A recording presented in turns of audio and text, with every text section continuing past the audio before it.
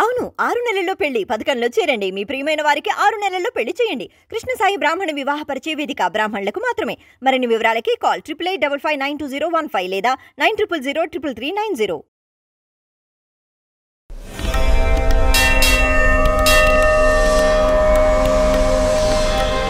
కృష్ణుడు రాధ అత్యంత మంచి ప్రేమికులు కదా, మరి రాధ భార్య ఎందుకు అవ్వలేదు? కృష్ణుడు ప్రేమికుడు కాదండి, కృష్ణుడు భార్యనే శ్రీమతి రాధారాణి. మీరు భాండీరవనం అనే ప్రదేశంలో బృందావనానికి వస్తే అక్కడ రాధాకృష్ణ వివాహ స్థలి అనే ఒక మందిరం ఉన్నది. అక్కడ రాధాకృష్ణులకి సాక్షాత్తుగా బ్రహ్మాది దేవతలు వచ్చి వివాహం జరిపించారు శ్రీకృష్ణ భగవానుడితో.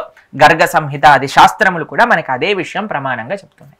మరి అష్టభార్యలనే అన్నారు కదా. అష్టభార్యలు ద్వారకలో, రాధారాణి కూడా ఈ అష్టభార్యలు ఈ 16,100 మంది ఎవరో తెలుసా అండి? రాధారాణి యొక్క ఎక్స్పాన్షన్స్, రాధారాణి యొక్క అంశలే.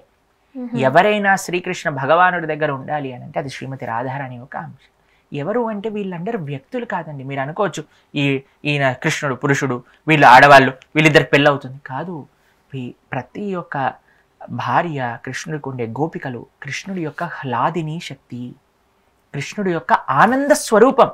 వాళ్ళందరూ కృష్ణుడి యొక్క అంశలే, కృష్ణుడి యొక్క ఆనంద స్వరూప శక్తులు వాళ్ళందరూ కూడా. కాబట్టి శక్తి ఎక్కడి నుంచి వచ్చిందో అక్కడికి వెళ్తుంది. శక్తి శక్తిమాన్కి సంబంధించినది. కాబట్టి అందరూ కూడా ఈ ప్రపంచంలో కృష్ణుడిని రాధారాణిని, ఈయన పురుషుడు ఈయన స్త్రీ, వీళ్ళిద్దరూ ప్రేమికులు, వీళ్ళిద్దరు అలా తిరిగారు, వీళ్ళిద్దరు డాన్స్ చేశారు, సినిమాలలో చూపించినట్టు కాదండి వాళ్ళది. ఈ ప్రపంచంలో మనం చూస్తున్నట్టు కాదు. రాధాకృష్ణుడు భగవత్ స్వరూపం, భగవంతుడు, భగవంతుడి యొక్క శక్తి ఆవిడ.